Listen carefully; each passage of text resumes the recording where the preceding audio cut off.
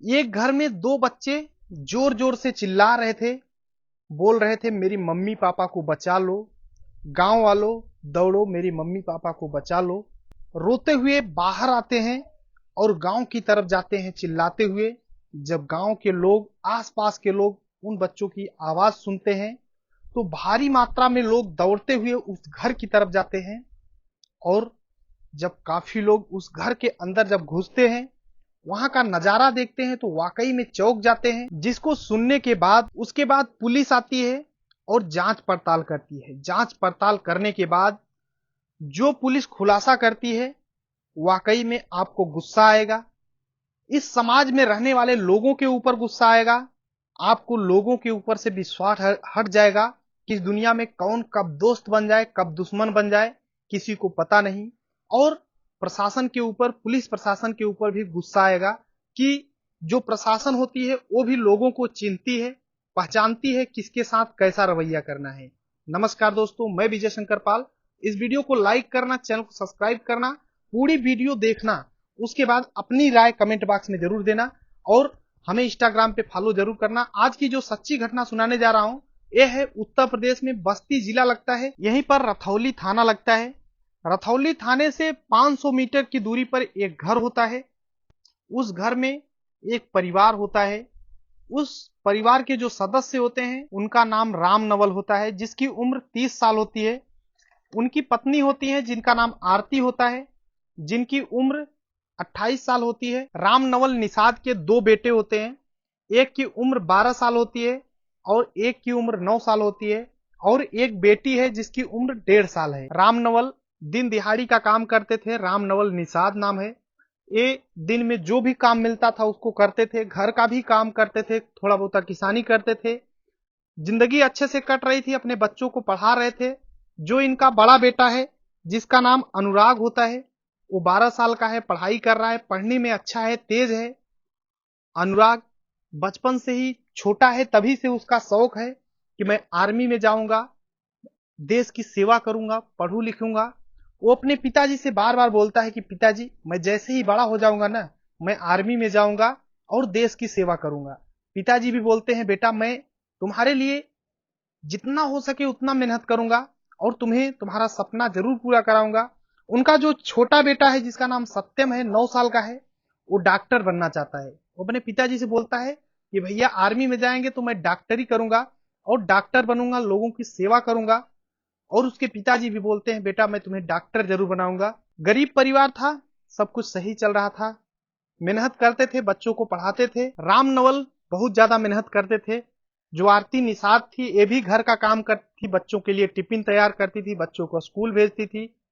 ये भी गांव का कुछ अगर मजदूरी का काम मिल जाता तो इधर उधर करती थी। लेकिन जो राम नवल थे इनकी एक बुरी आदत थी, छोटी सी, कहते हैं छोटी सी गलती आदमी को बहुत गिरा सकती है। राम नवल की आदत ये थी कि अगर गांव के अगर उनके कोई दोस्त मिल जाते थे तो उनके साथ शराब पी लिया करते थे, कभी कभी उनके दोस्तों के कहने पर। तो ऐसे ही कभी कभी 2-4 दिन में जब काम करके आते थे, दिन दहाड़ी का काम करके, तो दोस्त जब मिलते थे बोलते थे चलो राम नवल शराब पीते हैं, तो ये बैठ करके पी लिया करते थे।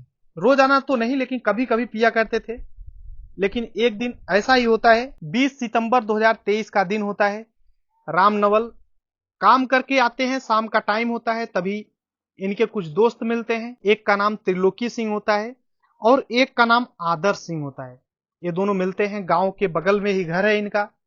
ये बोलते हैं राम नवल बहुत दिन हो गया मिले यार, चलो कुछ पार्टी वार्टी करो अपने घर पे, वहीं पर आते हैं हम लोग भी और कुछ पिएंगे। तो राम नवल बोलता है ठीक है, इनकार नहीं कर पाता है अपने घर पे। अपने आरती जो थी इनसे बोलते हैं कि कुछ बनाओ आज।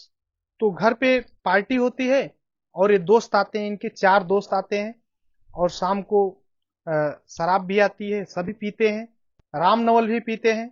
ये थोड़ा ज्यादा इन्हें शराब पिला दिया जाता है। जब शराब के नशे में राम नवल हो जाते हैं तो इनके जो दोस्त थे, दोस्त कहूं कि दुश्मन, कुछ कहते नहीं बनता है, ये इनकी पत्नी के साथ गलत कमेंट करने लगते हैं।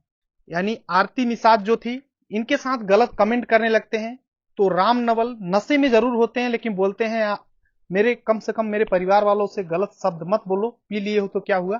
तो इनके दोस्त बोलते हैं कि अच्छा गलत शब्द, चलो मैं ऐसा कर देता हूं कि गलत बचेगा ही नहीं कुछ। और फिर क्या था, राम नवल नशे में गिरा हुआ था, लेटा हुआ था, और इनके दोस्त इनकी पत्नी के एक एक करके कपड़े उतारना शुरू कर देते हैं।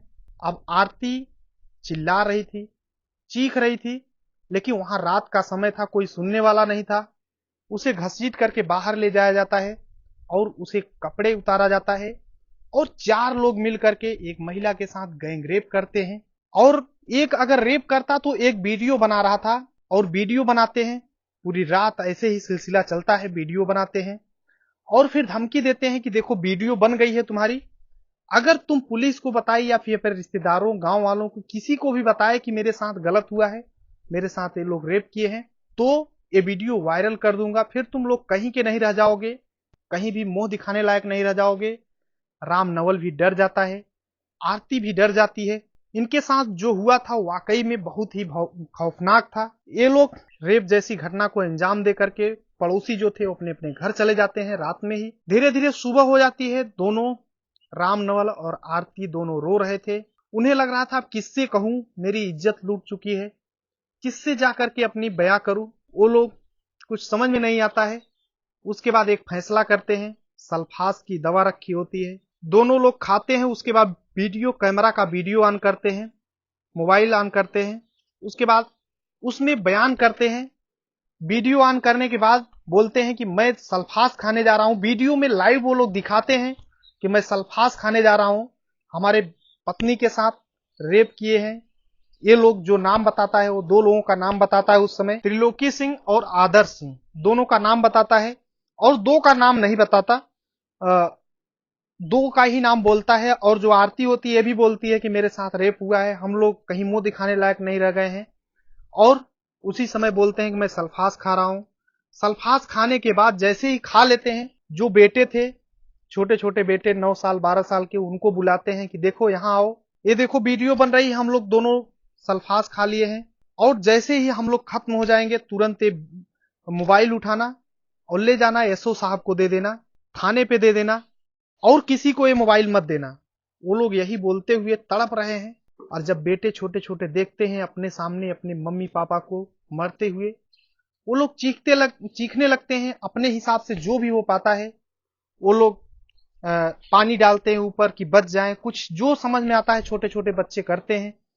उसके बाद चिल्लाते हैं, चीखते हैं, गांव के लोग दौड़ कर आते हैं, देखते हैं कि ये लोग वीडियो, फिर बच्चे भी बाद में वीडियो बनाते हैं, और लोग आते हैं वो लोग भी वीडियो बनाते हैं।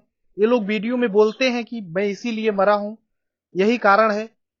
और गांव के लोग पुलिस वालों को सूचना देते हैं, पुलिस भी मौके पर आती है, एम्बुलेंस आती है, 500 मीटर की दूरी पर पुलिस थी, पुलिस भी मौके पर आ जाती है, एम्बुलेंस आती है, इन्हें हॉस्पिटल ले जाने की कोशिश किया जाता है। रास्ते में ही राम नवल की मृत्यु हो जाती है, और कुछ ही देर बाद उनकी पत्नी भी इस दुनिया को छोड़कर चली जाती है। छोटे छोटे बच्चे अनाथ हो जाते हैं। अब सबसे बड़ी बात यह थी कि पुलिस को साथ देना चाहिए इन्हें, लेकिन पुलिस क्या करती है, जैसे ही लाश वापस घर आती है, पुलिस बोलती है जितना जल्दी हो सके इसकी लाश को फूंक दो, जला दो, नहीं तो फिर फंस जाओगे सब लोग।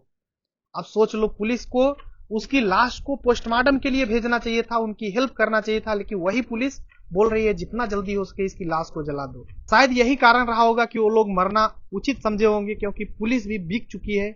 उन्हें पता रहा होगा कि पुलिस इन लोगों के साथ मिली है, जो भी दुष्कर्म करने वाले लोग हैं। अब ये पूरा मामला तेजी से आग की तरह फैलना शुरू हो जाता है, और जैसे ही फैलता है तो जो अखिलेश यादव होते हैं ये भी ट्वीट करते हैं कि योगी जी बहुत लंबी लंबी बातें करते हैं, अगर दूसरे समुदाय के होते तो वो तुरंत बुलडोजर चलवाते, लेकिन एक दलित के साथ ऐसा हुआ है, वो कहां सो गए हैं। बहुत तेजी से वायरल होता है मामला। अब राष्ट्रीय निषाद पार्टी के जो अध्यक्ष हैं संजय निषाद, ये बोलते हैं कि मैं इनका जो है इंसाफ दिलाऊंगा, लेकिन मुश्किल से 13 दिन इस मामले को बीत चुके हैं, अभी तक सिर्फ 2 आरोपी गिरफ्तार हुए हैं। उसमें से त्रिलोकी सिंह और ये जो आदर्श सिंह है, आदर्श सिंह को नाबालिग बताया जा रहा है, जबकि गांव के लोग वहां पे इंटरव्यू ले रहे हैं तो बोल रहे हैं कि ये पिछले जो ग्राम प्रधान का चुनाव हुआ था उसमें लड़का वोट दिया था, तो नाबालिग कैसे हुआ, क्योंकि गांव के लोग झूठ नहीं बोलेंगे। तो इस तरीके से मामला पूरी तरह से उलझाने की कोशिश की जा रही है। आरोपियों को बचाने का प्रयास किया जा रहा है कि एक को नाबालिग बता देंगे, एक रहेगा तो उसको भी इधर उधर करके बहला देंगे, और 2 को अभी अगर कोई और मामला होता तो इनकाउंटर हो जाता, लेकिन इनके साथ अभी तक लगभग 13 दिन बीत चुके हैं, सिर्फ 2 आरोपी गिरफ्तार हुए हैं, 2 को अभी तक गिरफ्तार नहीं किया जा सका है। मेडिकल में ये चीज स्पष्ट हो चुका है कि उस महिला के साथ रेप हुआ है। कोई भी मामला होता है तो लोग अपनी वोट की रोटियां सेकने के लिए राजनीति करते हैं, लेकिन अगर कहीं पर उन्हें वोट का संभावना नहीं लग रहा है तो वो लोग उस मामला को सीरियस नहीं लेते हैं। लेकिन हमें योगी आदित्यनाथ जी से आग्रह है कि इस मामले को सीरियस लें और जो भी दलित हैं उन्हें कोशिश करें, उन्हें न्याय दिलाएं। और जो छोटे छोटे बच्चे हैं इनकी जिंदगी अंधकार में है, इस समय कोई इनका सहारा नहीं है, तो इन्हें भी पढ़ने लिखने का मौका ऐसा दिलाएं कि इनका भी जिंदगी भविष्य बेहतर हो सके। लेकिन जो राम नवल और आरती थे, ये जो मृत्यु का फैसला लिए, इससे अच्छा होता कि अगर वहां की पुलिस नहीं सुन रही थी तो और आगे जाते, जरूर सुनवाई होती। जिंदगी में मौत ही एक अंतिम रास्ता नहीं होता, उसके अलावा भी अलग अलग रास्ते होते हैं। ये पूरी घटना सुनाने का उद्देश्य किसी को परेशान करना है, दुख पहुंचाना नहीं है, बल्कि आप सभी को जागरूक करना है। जहां भी रहें अपने और अपनों का ख्याल रखें। बाकी इस वीडियो को लाइक करना, चैनल सब्सक्राइब करना। हमारा छोटा चैनल है यार, तो थोड़ा सब्सक्राइब कर दो, सब्सक्राइबर बढ़ जाएंगे, आप लोगों का सपोर्ट रहेगा। डेली शाम को 7 बजे मैं एक नई कहानी लेकर आता हूं, तो एक नई कहानी सुनने के लिए चैनल को सब्सक्राइब कर लो। मिलते हैं नेक्स्ट वीडियो में, तब तक के लिए जय हिंद, वंदे मातरम।